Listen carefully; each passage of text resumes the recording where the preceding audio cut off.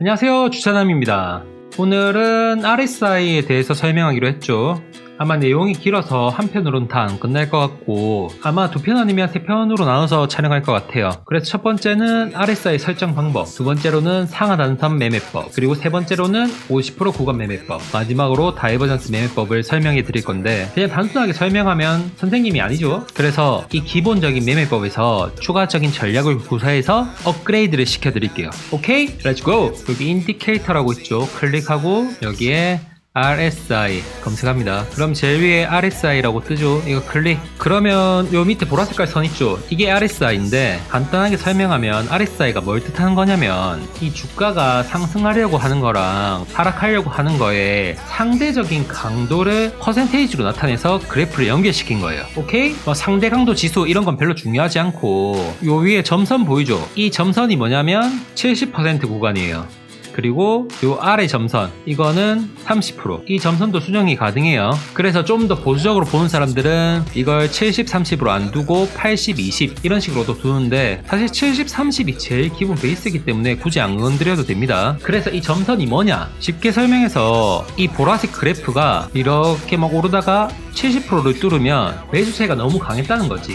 그러니까 과매수 구간이 됐기 때문에 이제 떨어질 때가 됐다, 너무 심하게 벗어났다, 이걸 뜻하는 거거든요. 그래서 보통 이 상단 점선을 넘어서면 떨어져요. 주가가 하락을 하죠. 그리고 반대로 이렇게 떨어지다가 이 30% 구간 밑으로 떨어지게 되면 이 정도로 떨어졌다면 너무 많은 매도가 일어났다, 과매도 구간이다, 이 밑에는 과매도 구간이란 거예요. 그러니까 이 보라색 선이 30 밑으로 떨어지면 너무 많이 떨어졌으니까 이제 오를 때가 됐다 라는 신호를 보낸다는 뜻으로 사용하는 게 RSI예요. 간단하죠? 근데 이렇게 말고 접근에서는 변수가 너무 많고 실패할 확률이 너무 많아요. 그거에 대해서 하나하나 깨트려서 만들어 보겠습니다. 우선 하나하나 차례대로 설명드릴게요. 첫 번째, RSI 설정 방법. 이 보조지표 왼쪽 상단에 클릭하면 이 톱니바퀴 있거든요. 설정 클릭. 그럼 이렇게 설정창이 뜨는데 이 제일 위에 주기만 RSI랑 관련이 있는 거예요. 그래서 기본적으로 14일 주기로 돼 있는데 이게 제가 설정한 게 아니라 주식 차트 보는 곳이든 코인 차트 보는 곳이든 전부 다 기본은 14일로 설정돼 있어요. 왜냐면 이 RSI를 개발한 웰레스 와이더라는 사람이 14일을 주기로 하는 게 제일 맞다고 권장을 했어요. 맞는 사람이 그렇다는데 그걸 이용해야지. 그래서 저도 그렇고 대부분 14일을 그대로 사용을 합니다. 근데 또 우리는 깊이 파고 들어야 되죠. 보통 이 주기를 가장 많이 변경시키는 게 단기적으로 보는 사람들은 5일에서 9일 사이, 그리고 일반적으로는 14일 기본이죠. 그리고 장기적 관점으로 보는 사람들은 21일에서 28일 사이 이 정도 세팅값으로 설정을 하고 보조지표를 보는데 제가 실제로 이걸 다 적용시켜 봤는데 무슨 의미인지는 알겠는데 저는 오히려 이걸 변경시킨다면 반대로 접근하게 되더라고요. 자, 보세요. 일단 일반적 14일, 일단 이 14일 주기를 그대로 사용하면 차트 보면 알겠지만 1분봉에서 고점일 때 RSI 상단 터치하고, 그리고 5분봉으로 봐도 고점 찍을 때마다 RSI 상단 터치하고 보기 편하죠. 15분봉으로 볼 때도 큰 상승이 일어날 때는 70 구간을 잘 뚫어주고 확인하기 쉽죠. 이 14일 기준으로 했을 때는 4시간까지 참 잘 들어맞아요. 그래서 4시간 봉으로 봤을 때 다이버전스 확인하기도 너무 쉽고 다이버전스는 마지막 시간에 알려드리기로 했죠. 이 다이버전스가 상당히 정확성이 높기 때문에 이 RSI로 다이버전스 구간 을 확인할 수 있는 주기로 설정을 하는 게 더 중요해요. 오케이? 근데 14일로 설정을 했을 때 참 아쉬운 게 일봉에서는 RSI로 상단선과 하단선만 보기에는 너무 아쉬워요. 아쉽다는 게 무슨 말이냐면 이 상단과 하단에 터치할 확률이 너무 낮다는 거지. 일봉부터는 주기를 14일로 했을 때의 단점이에요. 물론 효과는 괜찮아요. 최근 차트만 봐도 하단 터치할 때 RSI 하단 터치하고, 많이 올랐을 때 상단 터치하고, 그리고 바닥 찍을 때 하단 터치하고, 뚫고 올라갈 때 RSI 상단 터치해주고, 원하는 조건대로 움직이는 건 맞는데 이 일봉으로 봤을 때는 이 주기가 너무 길다는 거지. 이동안 매매를 안 할 것도 아니고 이 RSI가 터치 안 하는 구간 동안 너무 아깝다는 거지. 여기 상승, 하락 이 갭 차이 엄청 크거든요. 이거 안 먹을 거냐고. 그래서 단순히 상단선, 하단선만 보고 추세를 확인하는 거는 진짜 초보 중에 초보.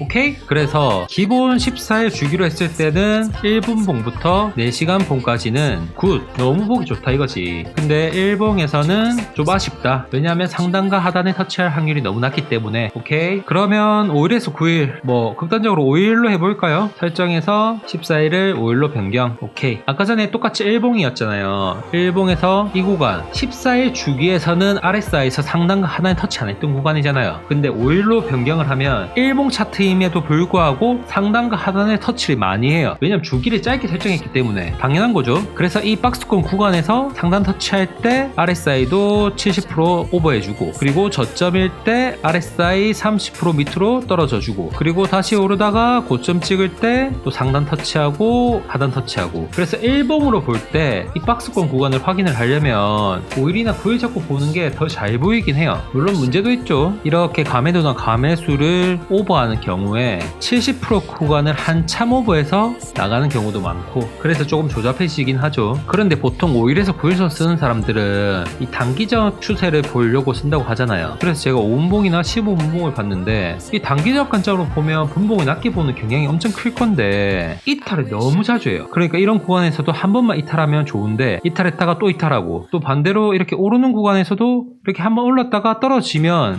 참 보기 좋은 보조 지표인데 70% 넘었다가 떨어지는 것 같다가 다시 70% 넘었다가 이걸 여러 번 반복을 하니까 이게 고점인지 아니면 계속 올라갈 건지 판단하기가 쉽지가 않아. 그래서 제가 볼 때는 이 5일에서 9일선 볼 때 단기적 관점이라고 생각할 필요 없이 일봉에서 박스권 구간, 즉 14일 기준으로 했을 때 상단선과 하단선이 터치 못하는 구간일 때 그때 5일이나 9일선 잡아가지고 고점과 저점 판단하는 데는 상당히 메리트가 있는 설정 방법인 것 같습니다. 오케이? 이렇게 자기만의 매매법을 만들어 나가는 거예요. 제가 지금 말하는 게 대중적이지도 않고 정답도 아닐 수가 있어요. 제가 그냥 이 보조지표에 대해서 연구를 하고 공부를 하다 보니까 내가 봤을 때는 이게 더 맞는데 이런 판단이 서는 거지. 누구는 그러겠죠. 무슨 주기를 5일로 잡았는데 RSI를 일봉에 대입을 하냐. 그러면 그 사람은 이 방법 안 쓰면 되는 거예요. 내가 봤을 때는 너무 괜찮은 방법이거든. 그리고 진짜 웃긴 게 이 21일에서 28일 이 장기적 관점으로 보는 설정값이 있잖아요. 한번 대입해 볼게요. 한 21일 해볼까요? 지금 이거 21일 주기로 해서 일봉 차트 보는 건데 장기적 관점 무슨 말인지는 알겠어요. 왜냐하면 상당히 보조지표가 정확성을 나타내줘요. 이 일봉에서 저점일 때 딱 한 번 하단선 터치하고 여기서 만약에 롱 포지션을 잡았거나 매수를 했으면 그냥 계속 기다리면 되겠죠. 이렇게 크게 오르는 구간까지 먹을 수 있는 타점을 제공해주는 장점이 있어요. 그러면 여기서 상당히 깔끔하게 한 번만 터치해주죠. 그러면 이때 롱 포지션을 잡거나 매수를 했으면 이 흔드는 구간에서 안 팔고 RSI 상단을 터치할 때까지 기다렸다면 이렇게 엄청나게 큰 수익을 낼 수 있는 구간을 먹었겠죠. 근데 저는 사실 21일이나 28일 주기를 못 쓰겠는 게 한 번 크게 제대로 먹을 수 있는 건 좋다 이거야. 근데 사실 이 구간도 일봉으로 봤을 때는 엄청나게 큰 구간이거든요. 근데 이 21일 주기로 하면 일봉에서 이런 고점에서는 터치를 못해요. 이런 저점에서도 터치를 못하기 때문에 진입을 못한다고, 이 보조지표만으로는.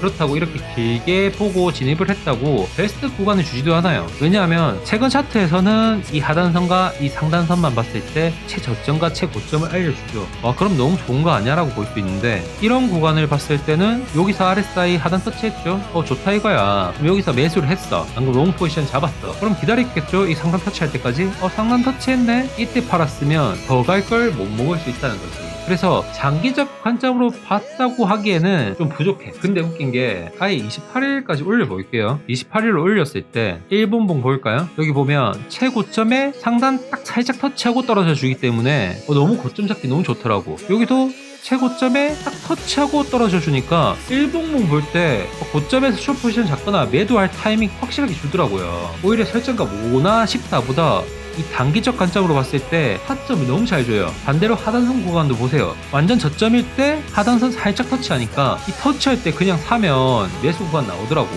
28일선 하면 좀 안 좋은 게 5분봉부터 벌써 이 상단선과 하단선을 오버하는 구간이 잘 안 나타나요. 대신에 고점 구간은 거의 확실하게 보여주긴 하죠. 쓸 수는 있겠는데 오히려 28일선이나 21일선은 1분봉 보는 사람들은 오히려 그렇게 설정하고 보면 조금 더 디테일하게 매수를 할 수 있을 것 같고, 진짜 무슨 전체적인 추세 확인하는 용으로는 괜찮은데 이 주기가 길어질수록 진짜 상단선과 하단선 터치할 확률이 낮기 때문에 이렇게 장기적으로 매수해서 못 기다려야 할 사람은 거거든. 그래서 빨리 사고 또 익절하고 또 팔고 싶고 하는 게 사람 심리인데, 이렇게 장기적 관점으로 보는 경우는 진짜 시드가 많아서 나는 막 단타 치다가 손해보면 큰일 난다, 진짜 저점일 때 한번 들어가서 진짜 고점일 때 한번 팔고, 이게 나한테는 더 큰 매매법이다 라고 하는 사람들은 이렇게 장기적 관점으로 보유지표를 설정을 하겠죠. 근데 보통은 14일로 설정한다고 보시면 돼요. 그래서 설정값을 21일이나 28일 잡으면 장기적 관점으로 보는 건 맞지만 저라면 1분 봉을 보는 용으로 사용할 거다. 물론 원래는 장기적 관점으로 봐야 되지. 저는 근데 장기적 관점에 14일 주기로 보니까 굳이 21일이나 28일 설정값이 필요가 없다고. 근데 1분 봉으로 단타를 치고 싶은 시기가 오면 저는 이거 한번 써볼 것 같아요. 그리고 1일봉 차트에서 박스권 구간이라서 RSI로 판단이 안 설 때는 주기를 5일로 설정해서 또 상단선과 하단선을 찾아내는 것도 방법일 것 같고, 이렇게 생각하는 사람 아무도 없을 것 같은데. 그래서 뭐 주식이든 코인이든 자기가 보는 종목을 이렇게 설정값을 바꿔서 대입을 시켜보고 이게 맞아 떨어지면 그걸 보고 매매를 하면 돼요. 왜냐하면 차트가 그렇게 움직이는데 이건 아니야, 정답이 아니야, 그런 게 어딨다고. 이게 정답이지, 이게 맞으면. 이렇게 해서 돈 벌면 이게 맞는 거예요. 이게 해서 돈 못 벌면 이건 아닌 거고. 그래서 무조건 이게 맞다 아니다가 아니라 나는 이렇게 봤다는 거지. 오케이? 와, 1교시에서 나는 이 두 번째 주제까지는 설명할 줄 알았는데 지금 영상 시간 보니까 첫 번째 설명에서 영상 끊어야 될 것 같아요. 다음 시간에 상단선과 하단선 매매법을 업그레이드 시켜서 알려드릴게요. 오케이? 다음 시간에도 그냥 단순하게 상단선 터치하고 하단선 터치하고 이런 거 설명하는 거 아니에요. 여기서 좀 더 업그레이드하고 좀 더 괜찮은 방법 설명해 드릴 테니까 구독과 좋아요 부탁드립니다. 다음 시간에 봬요.